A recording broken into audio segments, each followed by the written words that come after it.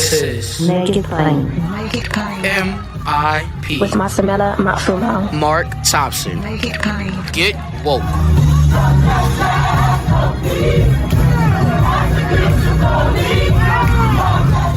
Ladies and gentlemen, happy to have him back with us. He's not been with us for some time, but he has been working hard on a very important issue that we know is very, very critical to all of us, and that, of course, is gun reform.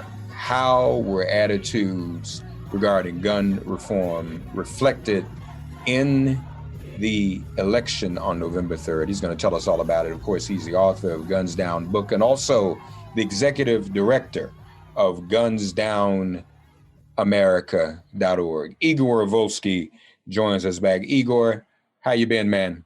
Mark, always a pleasure to be with you. Doing well. Yes, sir. Glad to have you. So tell us how advocates, or I should say voters, in favor of gun reform showed up on November 3rd.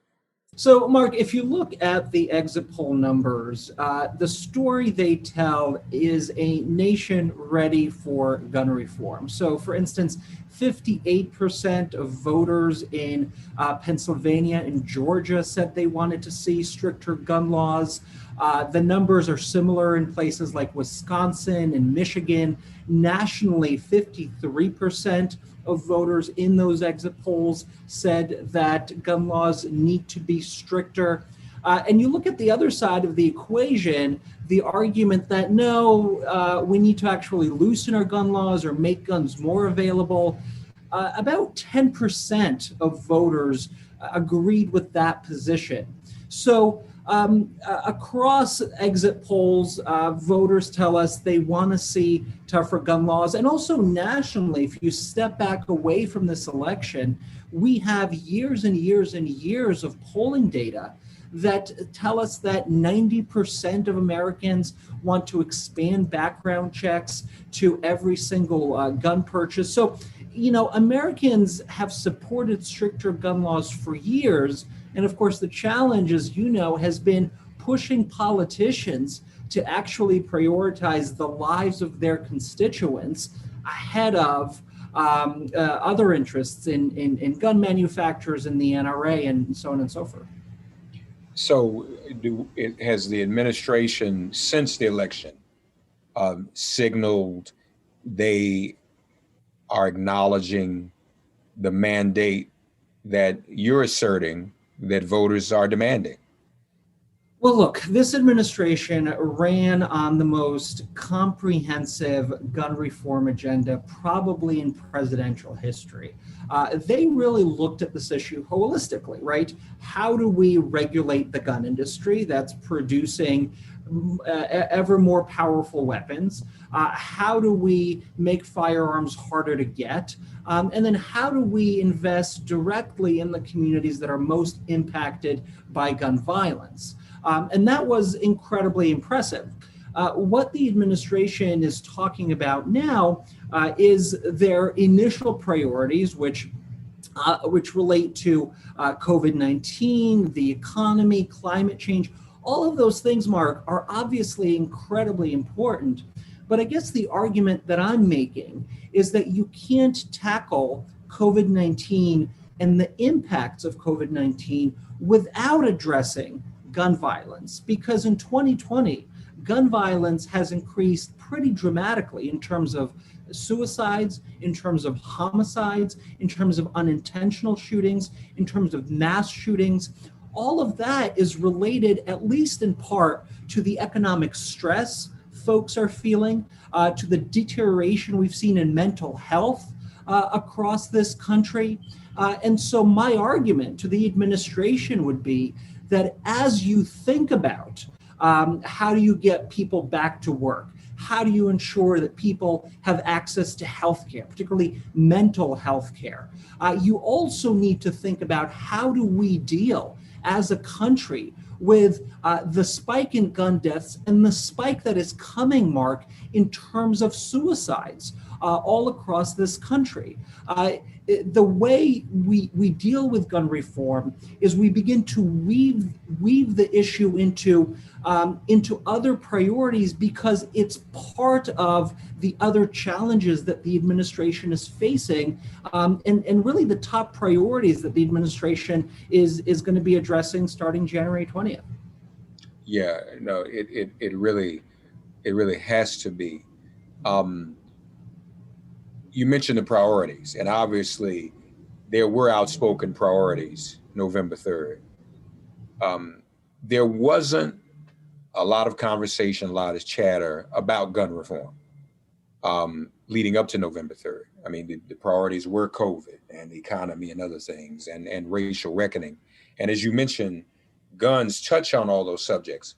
But tell me if I'm wrong, for it not to have been as high on the list of priorities outspokenly for voters November 3rd, yet still be so resounding in the exit polls, it shows that no matter what, it's on people's minds, it's still front of mind, and the work organizations like yours are doing are keeping it on people's minds. Isn't that what that really means? Yeah, I think we're in a place with gun violence where Americans all across the country know individuals who have been victims of gun violence, whether it be suicide, whether it be homicide, whether it be an unintentional shooting, whether it be a mass shooting. We talked before the pandemic about this real notion that American parents have about worrying whether or not their child will come back safe from the mall or from a concert or from school. A lot of that, I think, is the result of just the incredible energy and advocacy we saw after the Parkland shooting. And so it's a genie you really can't put back into the bottle. That anxiety that Americans have, that's now part of our national fabric.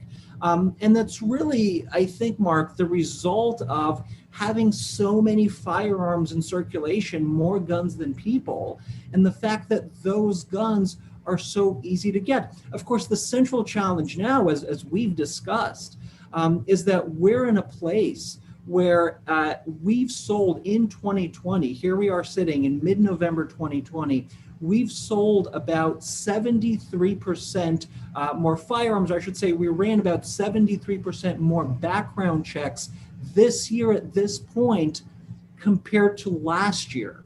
So Americans responding to a lot of the anxieties related to COVID, related to instability, are going out and they're buying firearms.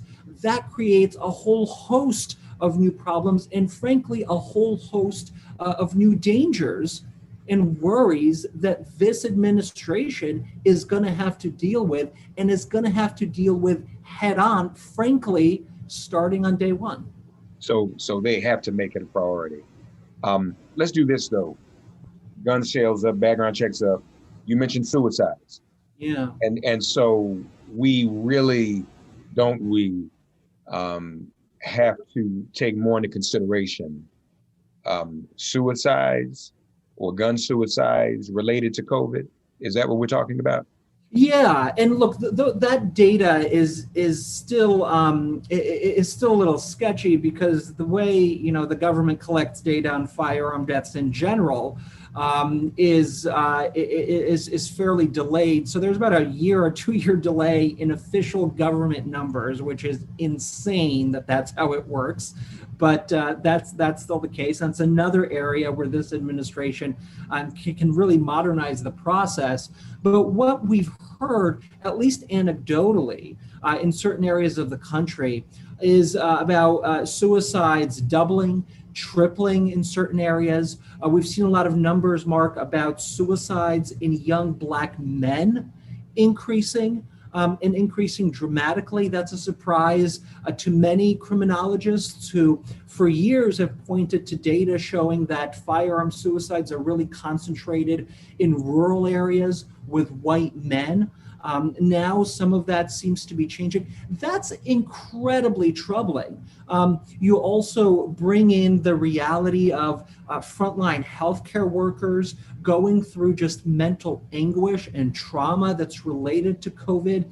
Those suicide numbers are likely to increase. I mean, you talk to suicide experts and they tell you that they're expecting a wave of suicides in the healthcare industry in the weeks, months, and years ahead based on the trauma that they've suffered dealing with COVID and treating patients with COVID. So look, this is a serious issue.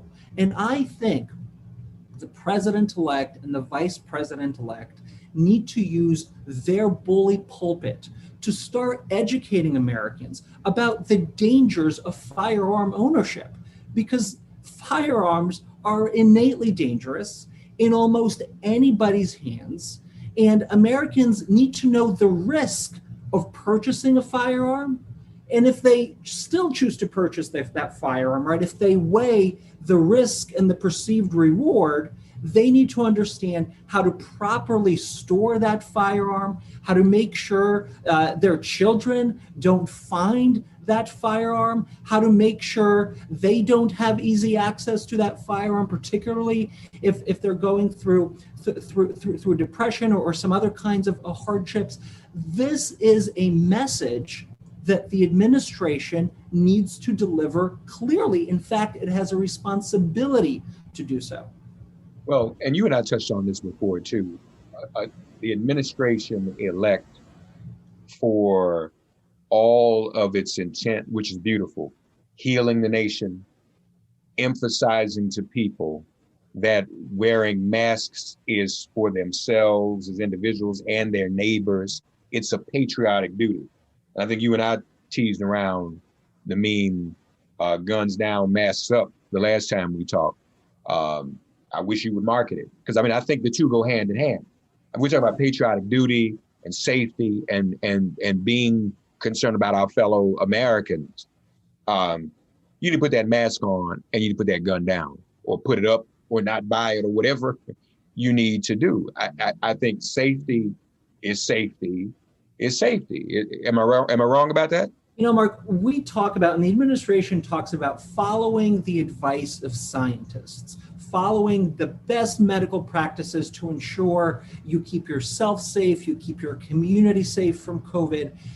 And my argument is we should do the same when it comes to gun ownership.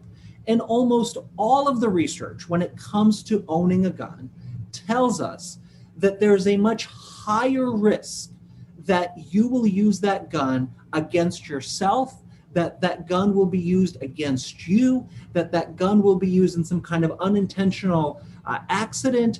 The risks of those catastrophes is so much higher than you using that firearm in self-defense. The statistics, Mark, for self-defense is in less than 1% of instances where you're in some kind of altercation with someone who's doing you harm, does an individual successfully use a gun to defend themselves. In less than 1%. The probability that you could be safer running away from that incident is actually higher. So if we're gonna be a people who embrace science again, who believe in rigorous evidence-based research, then that has to apply across issues, particularly when it comes to the reality and the dangers of firearm ownership. You know, I agree. But what about this too, though? You know, the Proud Boys, Boogaloo, Million MAGA march, and as someone who participated in the Million Man March, that is quite paradoxical to me, because you're gonna take something that Black men who you would seem to loathe use and then make it your own. But anyway, be that as it may. The other thing that's been going on, Igor, is that these guys with these guns, buying them up, and they're gonna seize the country and even threaten civil war and restore Donald Trump to the presidency. The other thing people have been talking about is how it was a lot of wolf tickets. You know, I think the violence everyone was bracing for has yet to happen. And a part of that too, is it not, how these guns and these possession of guns are still somehow, for some of these guys, about their self-esteem and about their manhood. And they may not do anything with them, even if they threaten to, but still, even for them, what you're talking about is saving them, because even for those bozos, they buy it, rah, I'm holding my phallus in my hand with this gun, but then I'm gonna take it home. And then somebody might get hurt in my house just because I need to prove my boogaloo, Proud Boy, million MAGA manhood, right? Yeah, you know, Mark, to speak generally, I think in extremist communities, it's difficult to divorce the politics of white privilege and the politics of resentment away from gun ownership, right? They go hand in hand. The firearm is what gives the individual the power to subjugate other people to their will. There's a long history of that in the United States. The firearm was initially used in the United States, or then in the colonies, to subjugate Africans who were brought over here as slaves. Then they were used to clear the land as the nation expanded westward. Firearms were used to kill and murder indigenous people. So there's a great history, not a great history, there's a sad history in the United States of using guns to ensure that other people comply with your will. And in 2020, there's really been a rise in this belief that individuals have the power to overthrow their government, to force and intimidate democratically elected lawmakers. We saw it first in January of this year when you had thousands of mostly white men clad in all kinds of military-like garb, intimidating democratically elected lawmakers in the state of Virginia who were considering gun reform bills. We saw it later on in April and May of this year when you saw armed intimidators trying to convince or trying to intimidate really democratically elected lawmakers to lift the quarantine restrictions prematurely. We saw it this summer at Black Lives Matter protests all across the country. Firearms were used to intimidate those protesters in over 100 events across America. We saw it again just a couple of weeks ago when folks were counting the ballots in Arizona and Pennsylvania. Folks showed up with firearms trying to intimidate those state officials. We've heard of anecdotes of the FBI successfully stopping plans to do all kind of harm around the election, arresting individuals with entire arsenal of weapons. So look, I'm incredibly happy to see that obviously that we haven't had any kind of incident, but it always feels to me, particularly with a president who screams and yells about a rigged election, in a Republican Party who is mostly going along with that kind of emotion. It feels to me like we're really a hair away from some kind of horrible incident happening. And we're also in a position where over the past couple of years of the Trump presidency, we have had multiple individuals who share Trump's grievances carry out all kinds of horrible attacks against populations and demographics that this president resents. You just think to the Walmart shooting in August of 2019 in El Paso, Texas, which specifically targeted Hispanic Americans.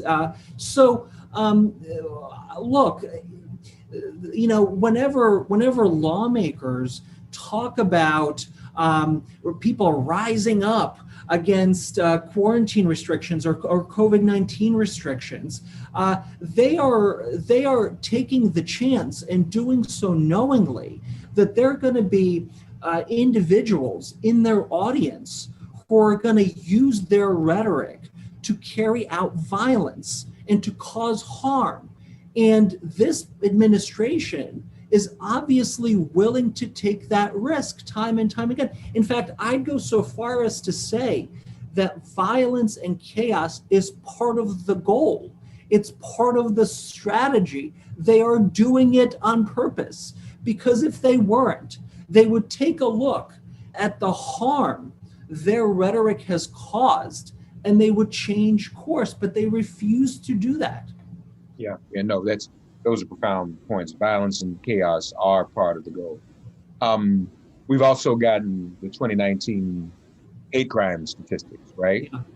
And that is telling. But you mentioned the government and their firearm statistics and how that can be. Do we know when it comes to hate crimes, how in those hate crimes prevalent gun violence is? Are we able to cross-match that? Yeah, so there are statistics. So the statistics the FBI released yesterday for 2019 hate crimes does break out hate crimes that were carried out with a firearm.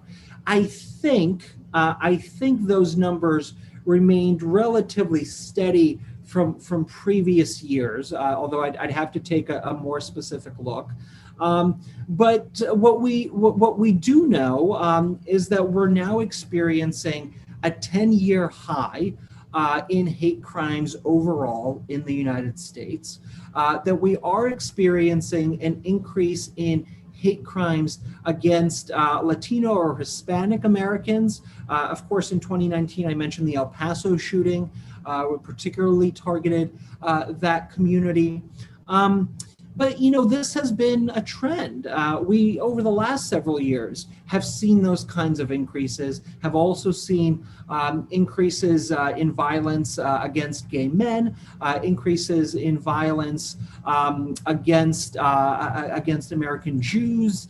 And it's been a real problem. And again, a part of it is a result of this president giving a permission structure for violence, giving a platform to hate groups and hate organizations, and doing that purposefully.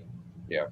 So I'm also sure you would agree about the importance of the special election in Georgia, because the Biden administration obviously is going to need a Senate majority to get things done, because heretofore, one of the problems when it comes to gun reform is Mitch McConnell too, isn't it? Yeah, these two special runoff elections are going to be really consequential for gun reform, for the entire agenda that Biden really ran on. And if we were to look at the election results humbly, regardless of what happens in Georgia, the reality is, for the gun issue, for the climate issue, for immigration, for all these other priorities, it's that it's going to be tough. It's going to be difficult. Obviously, if Democrats can't win the 2 Senate seats in Georgia, then it's going to be almost impossible to really get legislative success and to see it through. Which is why I think this administration really needs to think holistically across government when it comes to implementing some of these key goals and responding to the mandate that voters gave them. Some of the early reporting we've seen is that the Biden transition team has been really thoughtful in how they're going to integrate climate awareness and beginning to address climate change across government agencies.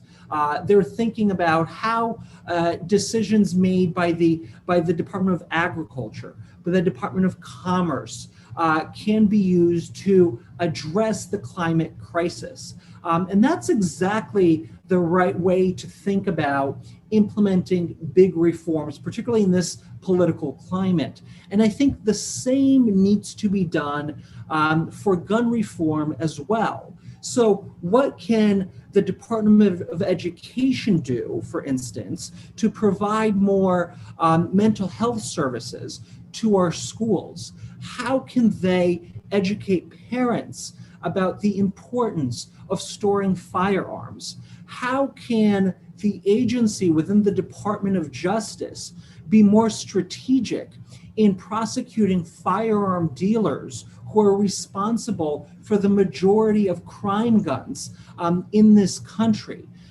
Because gun violence touches so many different aspects of American life, this administration needs to be expansive in how they think about addressing it, right? How can the Department of Health and Human Services, for instance, think about its grant programs to ensure that it is funding city-based and community-based violence intervention programs that have been so successful in reducing cycles of violence and gang violence in some of our major cities. So, we have for so many years talked about the need for background checks, the need for an assault weapon ban, really strengthening our nation's gun laws.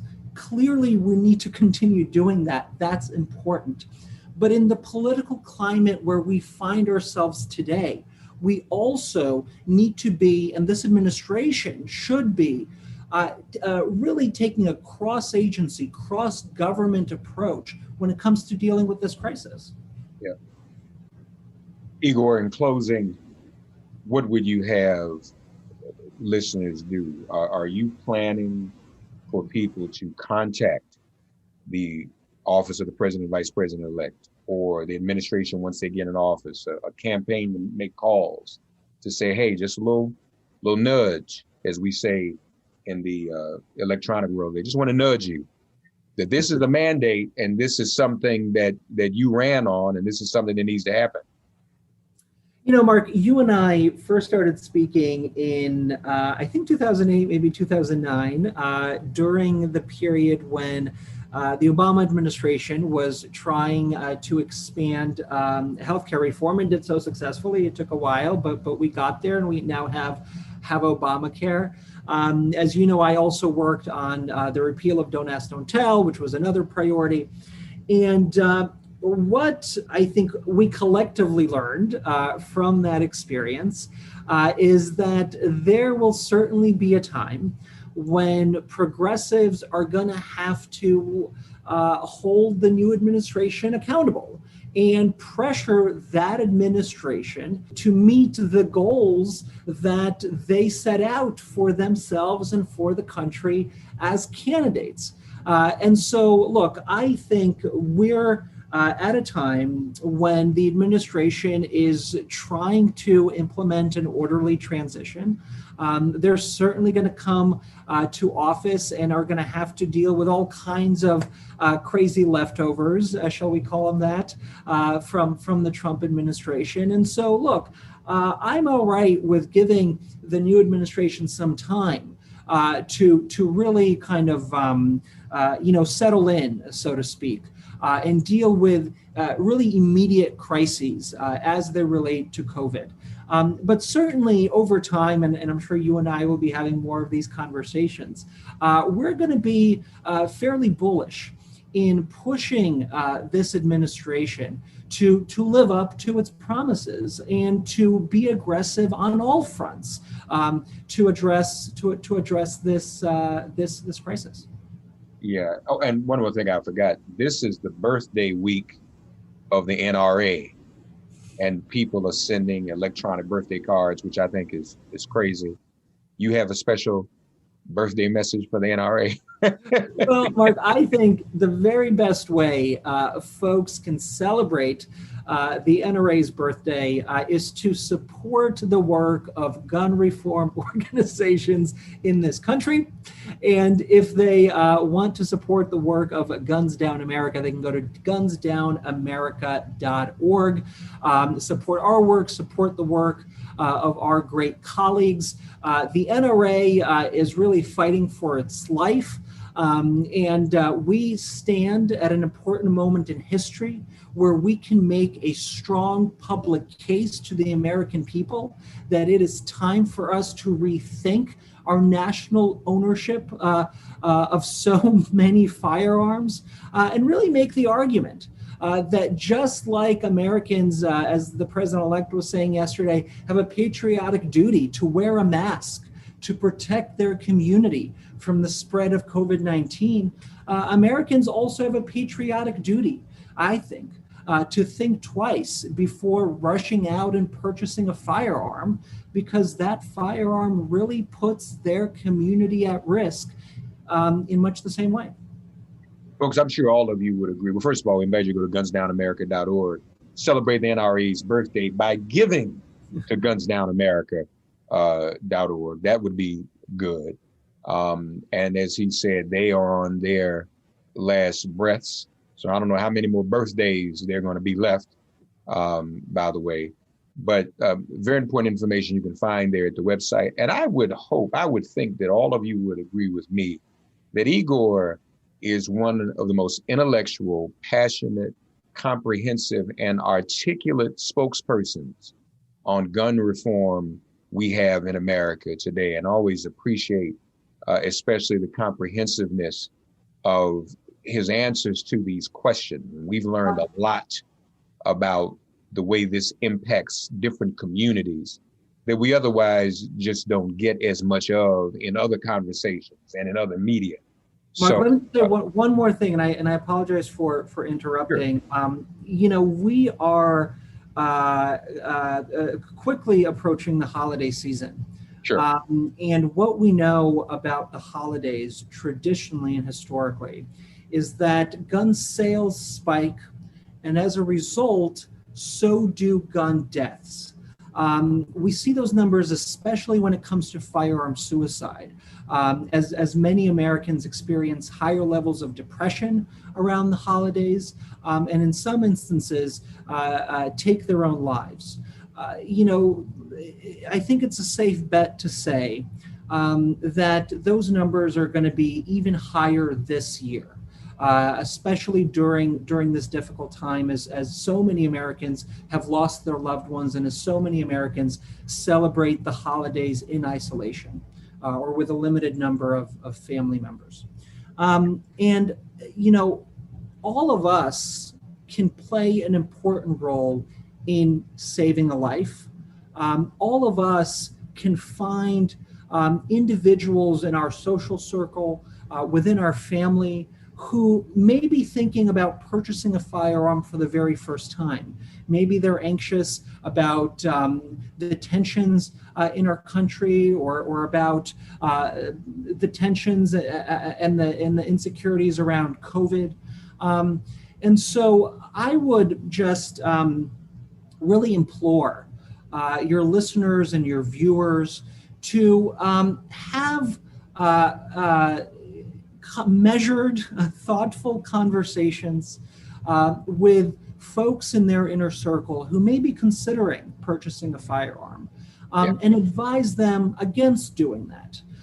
We're going to be, really a little later this week, are going to be releasing a bit of a guide for Americans to have those kinds of conversations during Thanksgiving or during the holiday season to really dissuade first-time gun buyers, or people who had never thought about buying a gun, who may now be considering doing that, to really rethink that decision.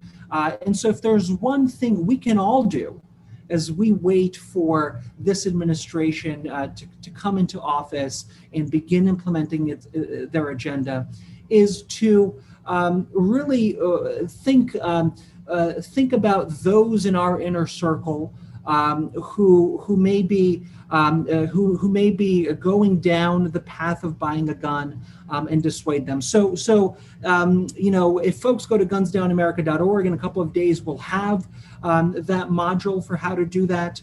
But really, I think it's that peer-to-peer conversation that is going to be so important in hopefully saving lives this holiday season. Very, very well said. And we will inform people of that as well. And that is important, especially during this holiday time. And people, let's just face it, we're all going to be emotionally affected these holidays because we're going to be, if we do what we're supposed to do, many of us are going to be isolated during the holidays, and or quarantining with folk that we've been quarantining with too long in 2020 and get on our nerves. So we don't need guns, to put it practically. Y'all hear what Igor did right there? I was talking about how comprehensive he is, and it triggered him to remember that issue, which is very, very important. I'm glad you reminded us of that and took the time to say that. Igor Volsky doing great work, folks. We've got to cover a lot of bases, I know, but we don't have a choice. We've got to walk and chew gum at the same time. COVID is bad enough. We don't need a pandemic, or as I like to say sometime, a pistol-demic too. America suffers from a pistol-demic and a pandemic. And we've got to address all of that. Please, please, please go to gunsdownamerica.org. Check out their guides for conversations around gun ownership, and especially trying to get something during the holidays. That is not a gift. Don't go buy nobody no gun for Christmas. Lord have mercy. Please.